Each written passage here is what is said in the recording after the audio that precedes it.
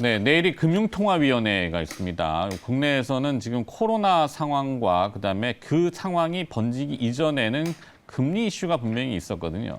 자, 요거 관련돼서 분석을 좀 들어볼 필요가 있겠고, 대신증권 리서치센터 은행증권 보험 애널리스트 박혜진 연구원이 전화 연결이 되어 있습니다. 안녕하십니까? 네, 안녕하세요. 네, 자, 코로나 4차 대유행이 본격화되는 걸로 인정을 해야 되겠죠. 네, 아무래도 지금 확진자 수가 너무 많이 나오고 있어서 네. 인정을 할 수밖에 없을 것 같습니다. 그렇죠. 내일 한국은행 금통이 있는 걸로 제가 알고 있는데요. 네, 맞습니다. 네, 금리 인상 과연 시그널이 기존의 강성 매파적인 거에서 변화가 좀 있을까요? 사실, 대유행하기 바로 전에 이제 그런 강한 시그널을 몇 차례 줬었죠. 그래서 사실 아직까지 저희 하우스는 이제 하반기에 금리 인상 2차례를 한다고 전망을 하고 있는데요. 사실 내일 이제 회의를 좀 들어봐야 알 수 있긴 하겠지만, 아직까지는 저희 전망을 수정하거나 그런 것은 없습니다. 연말까지 2차례 금리 인상이 저희는 아직 좀 유효하다고 보고 있습니다. 그러니까 기존의 스탠스 변화를 이렇게 급격하게 주지는 않을 거다라고 이제 예측은 하고 계시고, 네. 은행주들 중간 배당이 실시가 됐죠. 어떤 기업이 눈에 좀 띄는가요? 지금 사실 은행주들 이제 중간 배당은 모든 기업이 좀 유의미하다고 볼 수 있을 것 같습니다. 왜냐하면 거의 역사상 최초로 이제 금융지주가 중간 배당을 하는 거기 때문에 그런 점에서 조금 눈여겨 봐주시면 좋을 것 같고, 근데 이제 그 중에서도 좀 추가로 관심을 가지실 만한 기업이 이제 하나금융지주랑 신한지주 정도로 좀 생각하시면 좋을 것 같습니다. 뭐 우리금융지주까지도 있고요.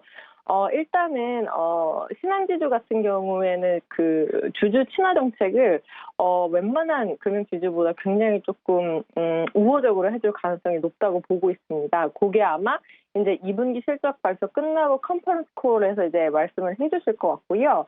그다음에 우리금융지주 같은 경우에는 지금 압도적인 배당 수익률을 보여주고 있습니다. 왜냐하면 예보 지분 매각 이슈 때문에 이제 우리금융지주가 주가가 그렇게 많이 못 올랐거든요. 그래서 상대적으로 배당 수익률이 굉장히 높습니다. 그래서 그런 면에서 이제 두 종목 정도 관심 있게 보시면 좋을 것 같습니다. 자, 그리고 또 하나의 이벤트가 이제 8월 달, 아직까지는 시간이 조금 며칠 있습니다만, 카카오뱅크 상장이 예정돼 있잖아요. 은행주들이 또 재평가 될까요? 재평가라기보다는 이제 좀 확연히 다른 길을 가기 때문에 사실은 수급 면에서 은행주가 약세가 일어날 수는 있을 것 같습니다. 근데 다만 카카오뱅크가 저번에 이제 K뱅크 간담회에서도 얘기를 했었지만 이런 인터넷 은행들은 중신용자들을 대상으로 하는 거기 때문에 사실 시중은행이랑 그렇게 고객층이 겹치지 않는다고 보셔도 돼요. 근데 이제 내일 아마 저희 애널리스트 간담회를 할 예정인데 그때 조금 더 자세한 얘기를 들을 수는 있을 것 같습니다. 근데 카카오뱅크가 상장한다고 은행주가 재평가되거나 그러기는 힘들 것 같아요. 자, 그러면 은행주 이제 2분기 실적들이 또 곧 줄줄이 나올 텐데, 실적 전망 어떻게 하시는지, 그중에 또 눈에 띄고 눈여겨볼 만한 탑픽 기업 있습니까? 네, 은행주가 이제 은행들이 2분기 실적 발표를 앞두고 있는데 1분기에 이어서 여전히 실적도 너무 좋습니다. 사실 이제 은행주 상승의 트리거는 NIM이라고 할 수 있는데요. 요게 1분기에 이어서 2분기에도 이제 한 2.2에서 4bp 정도 추가적으로 개선된다고 보시면 될 것 같습니다. 뭐 증권이 살짝 실적이 조금 꺾이긴 했지만 그 외 운영이라든지 캐피탈, 생명보험, 저축은행들 실적 다 너무 좋고요. 그런 면에서 이제 제가 선호주로 제시해드린 종목은 하나금융지주랑 신한지주라고 보시면 될 것 같습니다. 아까 중간 배당이랑도 좀 맥을 같이 하는데요. 신한지주 같은 경우에는 이제 중간 배당뿐만 아니라 사실 자사주 매입이나 소각에 대해서도 좀 어느 정도 논의가 이루어질 것으로 예상이 되고 있습니다. 그리고 또 여러 가지 좀 이슈들 때문에 유일하게 좀 많이 못 오른 종목이기도 하고요. 그리고 하나금융지주 같은 경우는 뭐랄까 실적 자체가 완연하게 레벨업된 모습을 좀 보여주고 있습니다. 작년까지만 해도 이제 분기에 7천억 나왔다고 굉장히 저희가 잘한다라고 얘기를 했었는데 이제는 뭐 8천억을 넘어서는 수준까지도 실적을 보여주고 있어서 그 두 종목이 조금 유의미하게 보시면 좋을 것 같습니다. 네. 자, 연이어서 증권주 쪽도 좀 봐주실 수 있나요? 증권주 2분기 실적은 좀 전망이 안 좋은 것 같던데. 네, 증권이 안 좋다기보다 실적이 좋은 건 맞는데요. 1분기 대비해서 사실은 꺾인 거는 맞습니다. 그래서 사실 증권주가 지금은 조금 방향성을 잃어버렸다고 보셔도 될 것 같아요. 원래 예전에 이제 대형주 위주로 랠리가 진행이 되었다면 지금은 좀 이슈가 있는 중소형주 위주로 산발적으로 상승을 보여주는 모습입니다. 그래서 사실 업종 자체의 투자 심리라든지 모멘텀은 좀 한풀 꺾였다라고 보셔도 될 것 같습니다. 자, 그러면 보험주도 마무리하고 끝으로 정리할까요? 네, 알겠습니다.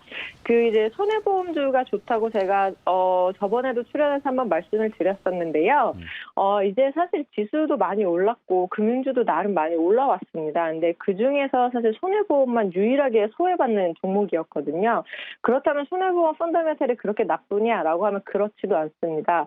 지금 회사들이 2년 연속 증익이 될 걸로 예상이 되고요. 사실 올해도 소소하게 제도적으로 모멘텀이 있습니다. 가령 지난 4월부터 시행했던 안전운전 5030이라든지 그다음에 올해 이제 3분기 중에 나올 저희가 나이롱 환자라고 하는 과잉 진료, 경상 환자 과잉 진료에 대해서도 이것을 제재하는 법안이 일부 나올 것 같습니다. 게다가 이제 1200% 룰이라 그래서 이제 GA한테 주는 시책 비중을 아예 캡을 씌워버린 제도도 올해부터 시행이 되거든요. 이렇게 되면 좀 사업비가 크게 절감되는 효과가 있을 수 있습니다. 그래서 사실은 뭐 자동차 보험 요율 조정이라든지 이런 조금 표면적으로 완벽하게 드러나는 이슈들은 없지만 제도적으로 좀 소소하게 뒷받침되는 것들이 있어서 손해보험주 좀 보시면 좋을 것 같고요. 저는 개인적으로 가장 못 오른 종목을 찾자라는 논리이기 때문에 그런 면에서 현대해상을 지금 최선호주로 추천해드리고 있습니다. 자, 화재 보험 주 중에서는 현대해상까지 탑픽 기업으로 들어봤습니다. 자, 내일 금통위 앞두고요. 금리 전망과 그다음에 또 금융주에 대한 점검을 알아봤는데 도움 말씀 주신 분은 대신증권 리서치센터 은행증권 보험 애널리스트 박희진 연구원이었습니다. 고맙습니다. 네, 감사합니다.